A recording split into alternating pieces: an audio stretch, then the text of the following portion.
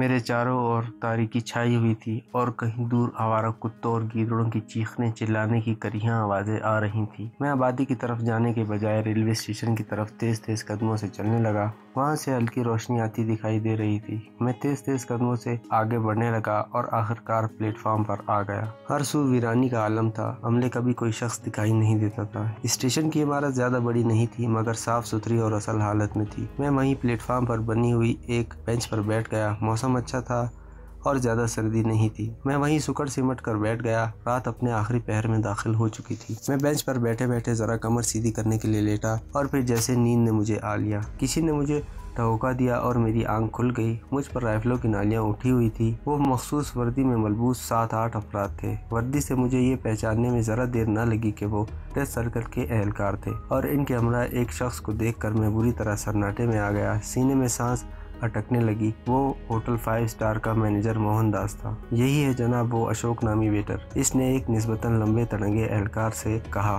بس پھر کیا تھا، آنن فانن مجھے دبوچ لیا گیا اور میری تلاشی لی گئی۔ اس کے بعد وہ مجھے بے دردی سے گھسیٹتے ہوئے اسٹیشن کی عمارت سے باہر لے آئے۔ سامنے ایک لمبی اور چوڑے ٹائروں والی تیز رفتار آرمی جیپ کھڑی تھی۔ مجھے اس میں سوار کر دیا گیا اور سب کے سوار ہونے کے بعد جیپ ایک جھٹکے سے روانہ ہو گئی۔ میں اپنی ذرا سی غفلت کے باعث ڈیتھ سرکل کے خونخوار ایجنٹوں کے شکنجے میں پھنس چکا تھا۔ اب تن بتقدیر ہونے کے سوا کوئی چارہ نہ رہا تھا۔ سفر خاموشی سے جاری تھا۔ ان لوگوں نے مجھے بولنے سے سختی سے منع کر رکھا تھا۔ خود ان میں سے کسی نے مجھ سے مخاطب ہونے کی کوشش نہیں کی تھی۔ موہن داس کی چشمدید گواہی کے بعد اسے فارغ کر کے روانہ کر دیا گیا تھا۔ میرا ذہن تیزی سے کام کرنے لگا۔ راتوں رات غالباً دشمن کو میرے آپریشن کی رپورٹ مل گئی تھی اور انہوں نے فوراً ہوٹل 5 اسٹار کے عملے سے رابطہ کر کے اسی وقت میری تلاشی شروع کر دی تھی۔ مجھے پورا یقین تھا کہ ان لوگوں کا تعلق خلیج کمبات کے 03 زون سے ہے اور یہ مجھے وہیں لے جا رہے ہیں۔ اس دوران وائرلیس سیٹ پر اس لمبے چوڑے اہلکار نے میری گرفتاری کی رپورٹ دی تھی اور اس کے لبوں پر یہ سن کر اس پاکستانی جاسوس کو ہم نے گرفتار کر لیا ہے اور اب 03 کی طرف لایا جا رہا ہے۔ مجھے اپنے اندازے کی تصدیق ہو گئی تھی۔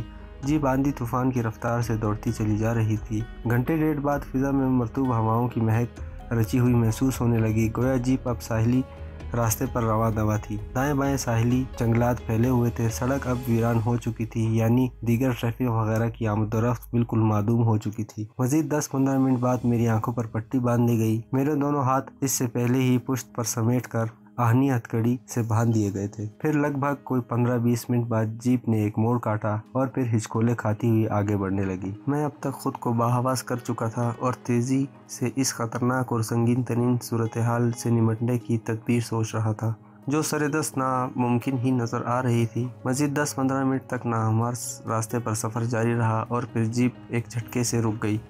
مجھے گھسیٹ کر بے دردی کے ساتھ نیچے اتارا گیا۔ میرا خیال تھا کہ اب میری آنکھوں سے پٹی اتار دی جائے گی، مگر ایسا نہ ہوا۔ مجھے 2 اہلکاروں نے بازو سے دبوچ رکھا تھا۔ وہ لوگ مجھ سے کچھ زیادہ ہی خوفزدہ اور ٹھٹکے ہوئے محسوس ہو رہے تھے۔ حالانکہ میرے دونوں ہاتھ آہنی جکڑ بند میں بندھے ہوئے تھے، مگر اس کے باوجود انہوں نے مجھے دونوں بازوؤں سے جکڑا ہوا تھا اور بے دردی کے ساتھ گھسیٹتے لے جا رہے تھے۔ مختلف جگہوں راہداریوں پر چکنے فرش سے ہوتے ہوئے بالآخر مجھے ایک کمرے میں دھکیل دیا گیا۔ پھر دوسرے ہی لمحے بھاری بھرکم دروازے کی زور سے بند ہونے کی دھماکے دار آواز گونجی۔ شاید دروازہ فولادی تھا۔ انہوں نے میری آنکھوں کی پٹی ابھی تک نہیں کھولی تھی۔ میں نے رسن بستہ ہونے کے باوجود دیوار سے پشت لگاتے ہوئے کمرے کی دیوار کو چھو کر اندازہ لگایا تھا کہ یہ کمرہ زیادہ بڑا نہیں تھا، نیز میرے سوا ہر چیز سے عاری بھی تھا۔ میں تھک ہار کر دیوار سے پشت لگا کر بیٹھ گیا۔ مجھے ایسا محسوس ہوتا تھا کہ میں اس بار بہت برا پھنسا تھا، تاہم میرے حوصلے ابھی تک بلند تھے۔ میں نے تہیہ کر رکھا تھا کہ ذرا بھی موقع ملا مجھے تو میں دشمن کے اس آخری عمارت 03 کی بھی اینٹ سے اینٹ بجا دوں گا۔ سیکرٹ فائل کی معلومات کے مطابق یہاں کی کمانڈ میجر چوپڑا کے سپرد تھی اور میرا خیال میں نصف سے زیادہ ڈیتھ سرکل بکھرنے کے بعد میجر چوپڑا ہی باقی بچا تھا۔ میں تصور میں راہ کے سربراہ افسروں کو اس قابل تلافی نقصان کے باعث جھنجھلاہٹ کے مارے اپنے بال نوچتے ہوئے دیکھ رہا تھا۔ یہ لوگ زخم کھائے ہوئے کتے بن چکے تھے اور مجھے بھنبوڑنے کے لیے دانت نسو کے بے چین تھے۔ بمشکل ابھی تھوڑی ہی دیر گزری تھی کہ دروازے کے کھلنے کی آواز کے ساتھ بھاری بوٹوں کی دمک کمرے के माहौल में गूंजी। फिर किसी ने मेरे करीब आकर मेरी आंखों से पट्टी उतार दी। तेज सैलाबी लाइट मेरे चेहरे पर पड़ी, मेरी आंखें चुंधिया गई। फिर लाइट नॉर्मल हो गई। मैंने जल्दी जल्दी अपनी आंखें झपकते हुए इन्हें देखने के काबिल बनाया तो सामने 5 दुश्मन एजेंटों को खड़ा पाया। इनके दरमियान एक ठिकने और मजबूत तन्नुतोश वाला करख्त और स्याह रू शख्स भी मेजरों वाली वर्दी पहने खड़ा होंठ पीछे मुझे खूंखार नज़रों से घूरे जा रहा था। मैंने अपने चेहरे पर आम इंसानों जैसा खौफ और परेशानी के तासुरात तारी कर लिए और फिर इसी लहजे में कहा, मुझे यहाँ क्यों लाया गया है? मैंने आखिर कौन सा जुर्म किया है? वो ठिकने कद वाला स्याह मेजर जो बिलाशुबा 03 का मेजर चोपड़ा ही था, मेरी तरफ घूरते हुए बोला, अनजान बनकर तुम क्या साबित करना चाहते हो कैप्टन इमरान? इसके लबों से अपना नाम सुनकर बावजूद कोशिश के मेरे चेहरे पर फितरी रद्द-ए-अमल के तहत बेख्तियार उभरने वाले चौंकने के तासुरात को छुपा नहीं सका था। क्यों चौंक गए ना? मेजर चोपड़ा ने इस्तज़ाइया आमेज नफरत से अपने स्याह हैबत होंठों को सुकेड़ते हुए कहा, तुम लोगों को भी गलत फहमी हुई है। मैंने हिम्मत न हारी और अपने मौक़िफ़ पर डट गया। कोई फ़ायदा नहीं कैप्टन इमरान, कोई फ़ायदा नहीं। मेजर चोपड़ा ने ड्रामाई अंदाज में अपना बैल जैसा सर नफ़ी में हिलाते हुए कहा, मोहनदास तुम्हें कर्नल गुप्ता को कत्ल करते और वहाँ तबाही और बर्बादी मचाते हुए देख चुका है, बल्कि वही नहीं, वहाँ मौजूद दीगर वेटर्स ने भी ये सब देखा था। अब तुम्हारे लिए बेहतरी इसी में है कि हमारे सवालों के दुरुस्त जवाब देकर अपनी मौत आसान बना लो। मैं कुछ नहीं जानता, मुझे ये सब करने के लिए एक शख्स ने कहा था। मैंने गोल मोल जवाब दिया, कौन से शख्स ने? मैं इसे नहीं जानता। मेजर चोपड़ा ने मेरे चेहरे पर बदस्तूर अपनी घूरती हुई नज़रें मरकूज रखते हुए एक सनसनीखेज़ हुनकारी भरी, फिर अपने एक एहलकार से तहकमाना मुखातिब होकर बोला, चीफ साहब से रब्ता करके सूरत हाल बताओ इसी वक्त। यस सर, एहलकार ने मुतमाना मुस्तैदी से कहा और उल्टे कदमों कमरे से बाहर निकल गया। मैं मेजर चोपड़ा के चीफ साहब वाले जुमले पर ज़रा ठिठका था और सोचने लगा था कि क्या ये मेजर चोपड़ा नहीं था, मगर मैं इस बात को झुठला नहीं सकता था क्योंकि मेजर चोपड़ा के नाम इसके सीने पर लगी नेम प्लेट पर दर्ज था। और फिर इनका कोई और चीफ भी था। कहीं ये वो चीफ तो ना था जो राह की गोद में बैठा वो विंग था जिसने डेथ सर्कल तश्कील दी थी। कई मिनट असाब शिकन खामोशी की नज़र हो गए। वो एहलकार दोबारा लौटा और मेजर चोपड़ा से मुतमाना बोला, सर चीफ ने यहाँ के लिए ओके का सिग्नल दे दिया है। मैं धक से रह गया। क्या इनके चीफ ने बिलाखिर मेरी मौत के अहकामात तो जारी नहीं कर दिए? मैंने धड़कते दिल के साथ सोचा, मैं मौत से नहीं डरता था मगर अपना मिशन पूरा किए बगैर मैं अभी मरना भी नहीं चाहता था। मैंने देखा मेजर चोपड़ा के चेहरे पर एक सफाकाना मुस्कुराहट उभरी थी। फिर इसने बारूद लहजे में कहा, इसे रेड चैम्बर में मुंतकिल कर दो। ये कहकर वो कमरे से निकलता चला गया।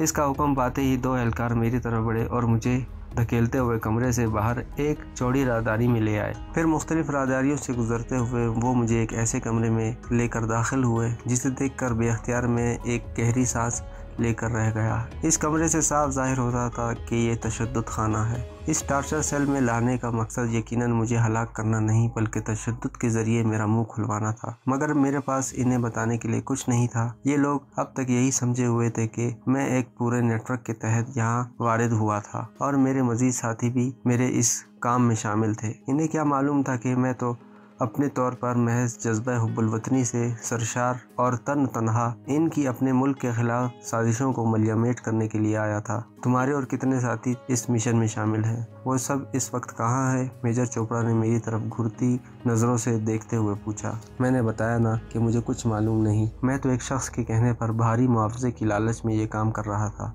मैंने वही जवाब दोहराया, सुल्तान जहांगीर राजा पटेल को तुमने ही हलाक किया था? नहीं, मैंने नफी में सर हिलाते हुए जवाब दिया। अच्छा, और सीतापाल? मैं इसे भी नहीं जानता। तो गोया तुम ऐसे ज़बान नहीं खोलोगे। मेजर चोपड़ा मुझे घूरते हुए सनसनीखेज लहजे में बोला। इसके बाद इसने वहाँ मौजूद अपने चंद एहलकारों को मखसूस इशारा किया। वो चाबी भरे खिलौनों की तरह हरकत में आए और मुझे कमरे की वस्त में गड़ी एक आहनी स्टूल पर बिठा दिया। मेरे हाथ पहले ही पुश्त पर बंधे हुए थे। अब उन्होंने मेरी दोनों टांगे भी आयरन स्टूल की अकलौती मगर फौलादी टांग पर नस्ब आहनी कुंडों में फंसा कर बांध दी जो जमीन में गड़े हुए थे। छत पर ऐन मेरे सर के ऊपर एक कंटोप झूल रहा था। कमरे के एक कोने में नस्ब एक पैनल के सामने कुर्सी पर बैठे हुए एक एहलकार ने बटनों से छेड़छाड़ शुरू कर दी। कंटोप अब धीरे धीरे नीचे आने लगा था और फिर मेरे सर के ऐन करीब आकर रुक गया। इसके बाद कमरे की लाइट ऑफ कर दी गई, मगर लाइट ऑफ होते ही कंटोप के अंदर नस्ब फ्लैट लाइट रोशन हो गई। ये सुर्ख रंग की रोशनी थी जिससे मेरा पूरा वजूद नहा गया, मगर इसके साथ ही बाकी मंजर मेरी नजरों से ओझल हो गया। चंद सानिये ही बीते होंगे कि सुर्ख लाइट की फ्लैट लाइट की हद बढ़ने लगी और फिर दूसरे ही लम्हे एक लर्जा देने वाला ख्याल से मैं कांप उठा। ये सुर्ख लाइट बतदरीज एक तेज तपिश में तब्दील होती जा रही थी, बिल्कुल इस तरह जैसे ओवन में कोई सालिम चरगा भून ना जाए। मेरा पूरा वजूद पसीने में नहा गया। जरा ही देर बाद वो भी तेज तपिश के बायस खुश्क हो गया। अब वो तपिश मेरे लिए नाकाबिले बर्दाश्त होने लगी थी। मुझे अपने वजूद की खाल खींचती हुई महसूस होने लगी। दम घुटने लगा। तपिश इस कदर बढ़ गई थी कि मुझे अपना पूरा वजूद सुलगता हुआ महसूस होने लगा, जैसे मुझे सुलगते हुए कोयलों पर रख दिया गया हो। मैं इस जहन्नमी तपिश के बायस हलक के बल चीखने लगा। मारे अजियत के मेरा पूरा वजूद लरजने लगा। हमारे सवालों की दुरुस्त जवाबात दो, वरना तुम्हारा पूरा वजूद जल कर कोयला हो जाएगा। अचानक मेजर चोपड़ा की गज़ब आलूद आवाज़ उभरी। मैं कुछ नहीं जानता। तुम लोग बिला वजह मुझ पर जुल्म कर रहे हो। मैं बमुश्किल अपने रूम में सराती हुई हवाई अजियत नाकी को गोया दांतों तले भींचते हुए बमुश्किल बोला, ठीक है तो फिर इसी तरह अपने जलने का तमाशा देखते रहो। मेजर चोपड़ा की झलाई हुई मगर सफाक आवाज़ उभरी। दफातन तपिश कम होती चली गई। अगले ही लम्हे मुझ पर बाल्टी भरकर पानी फेंक दिया गया। जलते वजूद पर यकदम इस कदर सर्द पानी ने मेरी अजियत को कई गुना बढ़ा दिया था और बेख्तियार मेरे हलक से एक बार फिर लर्ज़ाखेज़ चीख उभरी। मुझे अपनी रूह फना होती महसूस हुई। फिर इस दूसरी और बेपनाह अजियत के नाकाबिले बर्दाश्त होते ही मेरा सर एक तरफ को ढलक गया। दोबारा होश आया तो सब वैसे ही था। मैं इसी तरह स्टूल पर बैठा था, अलबत्ता कमरे में अब रोशनी हो चुकी थी। कंटोप को दोबारा छत की तरफ खींच लिया गया था। मैं बुरी तरह निढाल हो चुका था। मेरे पूरे वजूद में ओबले पड़ चुके थे। मेरे वजूद की कोई ऐसी जगह नहीं थी जहाँ शदीद ठीसें ना उठ रही हों। पूरा जिस्म अंगारा पना दहक रहा था। मैंने नीम व आंखों से सामने देखा। एक एहलकार ने अपने हाथ में मेख खींचने वाला पलास पकड़ा हुआ था। वो मेरे करीब आकर पुश्त के पीछे खड़ा हो गया। मुझ में तो अब चीखने की तो क्या, कुछ बोलने की भी सकत नहीं रही थी। मुझे दो मजीद एहलकारों ने थाम रखा था ताकि मैं स्टूल से ना गिर पाऊं। मेरे अकब में अपना रुख मोड़ने वाले एक मज़कूरा एहलकार ने मेरी दाएं हाथ की एक उंगली पकड़ी। पलास से इसके नाखून को पकड़कर जोर से खींचा तो जैसे मेरी रूह तक अजियत के मारे फना हो गई। इस अजियत की नाकाबिले बर्दाश्त लहर ने मुझे अदमुआ होने के बावजूद कर्बनाक चीख बुलंद करने पर मजबूर कर डाला। अभी भी वक्त है, हमें सच सच अपने और अपने साथियों के बारे में बता दो, वरना इसी तरह बारी बारी तुम्हारे हाथों पैरों के सब नाखून खींच लिए जाएंगे। मेजर चोपड़ा की करख्त और सफाक आवाज़ मेरे जख्मी समातों से टकराई। पानी पानी, मैंने लरसते लबों से बमुश्किल कहा तो पानी का एक पूरा जग मेरे कपकपाते होंठों से लगा दिया गया। अभी मैंने चंद घूंट ही पिए थे कि जग मेरे प्यासे होंठों से हटा लिया गया। हाँ अब बोलो, मेजर चोपड़ा ने दोबारा कहा। मुझे कुछ सोचने का मौका दो। मैं बमुश्किल इतना कहकर बुरी तरह हाँफने लगा। मेजर चोपड़ा मेरी बात पर कुछ सोचने लगा। इसके बाद इसने अपने एहलकारों से कुछ कहा जो मैं ना समझ सका। ताहम इतना ज़रूर हुआ कि मुझे इस अजियत गाह से निकाल कर दोबारा इस कमरे में उठा फेंका गया जहाँ पहले मुझे रखा गया था। मैं कमरे में तन्हा था। मैं अपने मुख्तलिफ हवासों को मुंजबित करते हुए इनकी कैद से आज़ाद होने के बारे में सोचने लगा। सबसे पहले मैंने कमरे का बगौर जायज़ा लिया। छत की सिम दीवार पर सिर्फ एक आहनी गोलों वाला रोशनदान था जो बहुत बुलंद था। मैं सोच रहा था कि किसी तरह मेरे दोनों हाथ आज़ाद हो जाएं तो मैं आज़ादी के लिए कुछ हाथ पांव हिला सकूं। मेरा पूरा वजूद दुखन के बायस दर्द कर रहा था। दाएं हाथ की जख्मी उंगली शायद सूज चुकी थी। मैं सबसे पहले अपने बंधे हुए हाथों कि वो आहनी हथकड़ी खोलने का सबब तलाश कर रहा था, मगर कोई ऐसी तरतीब जहन में नहीं आती थी। रस्सी होती तो कुछ न कुछ सोचा जा सकता था। आहनी हथकड़ी को बगैर चाबी के खोलना या काटना नामुमकिन था। मेजर चोपड़ा शायद मुझ पर इंसानियत सोच तशद्दुद करने के बाद जरा सस्ता रहा था। मुझे थोड़ी मोहलत मिल गई थी। 15-20 मिनट बाद दरवाज़ा खुला। मेजर चोपड़ा अपने चंद मुसल्लह एहलकारों के साथ एक बार फिर मेरे सामने मौजूद था। हाँ, अब सीधी तरह हमारे सवालात के जवाब देते चले जाओ, वरना आग में जलने के लिए तैयार हो जाओ। वो खौफनाक लहजे में बोला। میرا ذہن تیزی سے کام کر رہا تھا۔ جسمانی تدبیر کی تمام راہیں ختم ہو چکی تھی، مگر ذہن اور دماغ تو آزاد تھے۔ اب عقل کے سہارے ہی فرار کی راہ سجائی دے سکتی تھی۔ میرا نام کیپٹن عمران ہے۔ بالآخر میرے ذہن میں ابھرنے والے ایک فوری پلاننگ کے تحت بتدریج تھوڑا جھوٹ بولنا تاکہ میری ترکیب بارآور ثابت ہو سکے۔ میرا جواب سن کر یکدم میجر چوپڑا کی آنکھوں میں چمک ابھری تھی۔ سلطان جہاں اور راجہ پٹیل کو تم نے ہی موت کے گھاٹ اتارا تھا؟ ہاں، اور سیتا پال، اسے بھی میں نے ہی ہلاک کیا تھا۔ کرنل گپتا وغیرہ کو ہلاک کرنے اور تباہی مچانے کے بعد تم نے ہی وہاں سے سیکرٹ فائل اڑائی؟ ہاں۔ وہ فائل کہاں ہے؟ اپنے ساتھی کے حوالے کر دی ہے۔ تمہارے ساتھی اس مشن پر کتنے سرفروش آئے ہیں؟ 5۔ سچ بولنے کے بعد میں ذرا دراغ گوئی سے کام لینا چاہتا تھا۔ وہ کہاں ہیں؟ مختلف جگہوں پر ہیں۔ اپنے ساتھیوں کے نام اور جگہوں کے پتے بتاؤ۔ 3 ہلاک ہو چکے ہیں، باقی 2 بچے ہیں۔ وہ شنکر اور راج کمار کے نام سے یہاں مقیم ہے۔ ان جگہوں کے نام بتاؤ۔ شنکر اس وقت کہاں ہے؟ میں نہیں جانتا، البتہ راج کمار خلیج کمبات کے ساحلی علاقے کے گھر میں موجود تھا، مگر میرا خیال ہے کہ اسے ڈھونڈنے کا کوئی فائدہ نہیں۔ کیوں؟ اس لیے کہ خطرے کی صورت میں اس نے جگہ بدلنے کا فیصلہ کر لیا تھا۔ راج کمار؟ ہاں، وہی تم لوگوں کے لیے زیادہ اہم ہو سکتا ہے، کیونکہ اس نے ویٹر کے بھیس میں تمہارے ڈیتھ سرکل کے 02 سے راہ کے متعلق کئی اہم فائلیں اڑائی ہیں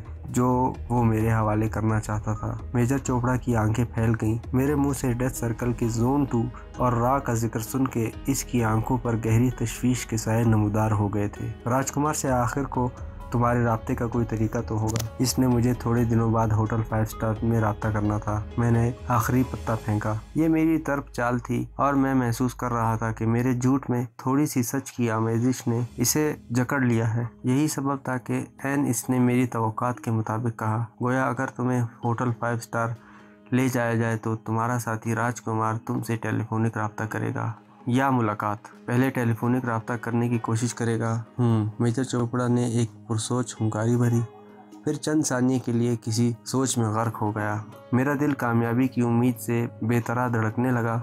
اس کے بعد وہ لوٹ گیا۔ فولادی دروازہ گونجدار دھمک کے ساتھ بند کر دیا گیا۔ میں سمجھ رہا تھا کہ میجر چوپڑا میری بتائی ہوئی باتوں میں آئندہ کے لیے کوئی لائحہ عمل تیار کرنا چاہتا ہے۔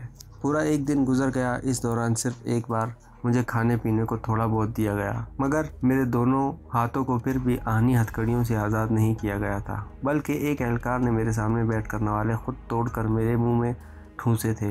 اب تو مجھ پر مزید جھنجھلاہٹ طاری ہو گئی۔ یہ کم وقت آہنی ہتھکڑیاں تو گویا میرے وجود کا حصہ بن چکی تھی، جس کی وجہ سے میں بالکل معذور ہو کر رہ گیا تھا۔ دوسرے دن صبح ہی میجر چوپڑا اپنے مسلح اہلکاروں کے ساتھ آیا اور مجھ سے بولا، تمہاری دی ہوئی معلومات سے ہم نے اندازہ لگایا ہے کہ تم اب ہمت ہار چکے ہو، اور ایسے دشمن کو ہم اپنا دشمن نہیں سمجھتے۔ اگر تم نے اپنے دوسرے ساتھی راج کمار کو گرفتار کروانے میں سچے دل سے ہماری مدد کی تو ہمارا وعدہ ہے کہ نہ صرف تمہاری جان بخشی کر دی جائے گی، بلکہ تمہیں واپس اپنے وطن بھی جانے کی اجازت دے دی جائے گی۔ وہ میرے ساتھ مکارانہ چال چل رہا تھا اور میں اس کی چال میں آنا چاہتا تھا، لہٰذا میں یکدم خوش ہو کر بولا، کیا تم سچ کہہ رہے ہو؟ ہاں، بالکل سچ، مگر میں اب واپس اپنے وطن نہیں جانا چاہتا۔ میں نے آخر میں اپنے لہجے کو مایوس بناتے ہوئے کہا۔ کیوں؟ میجر چوپڑا نے اپنی بہمیں سکیڑتے ہوئے مجھ سے پوچھا۔ اس لیے کہ اب وہاں میرے رہنے کا کوئی جواز باقی نہیں رہا۔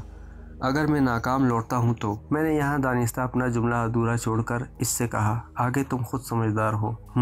تمہاری بات کا مطلب میں بخوبی سمجھ رہا ہوں، میجر چوپڑا نے مجھ پر پذیرائی لاتے ہوئے کہا۔ ٹھیک ہے، اگر تم ہمارے لیے کام کرنے کی حامی بھرو تو تمہارے لیے یہاں نہ صرف سہولتیں فراہم کی جائیں گی، بلکہ تم یہاں اپنی نئے سرے سے خوشگوار زندگی بھی بسر کر سکتے ہو۔ مجھے منظور ہے، میں نے یکدم خوش ہو کر کہا، مگر سب سے پہلے تم نے اپنے ساتھی راج کمار کو گرفتار کروانے میں ہماری مدد کرنی ہوگی۔ میں تیار ہوں۔ راج کمار کا اصل نام اور رینک؟ اس نے آخر میں جانے کیا سوچ کر کہا، تو میں نے فرضی نام اور رینک بتا دیا۔ مدثر خان، وہ لیفٹیننٹ ہے۔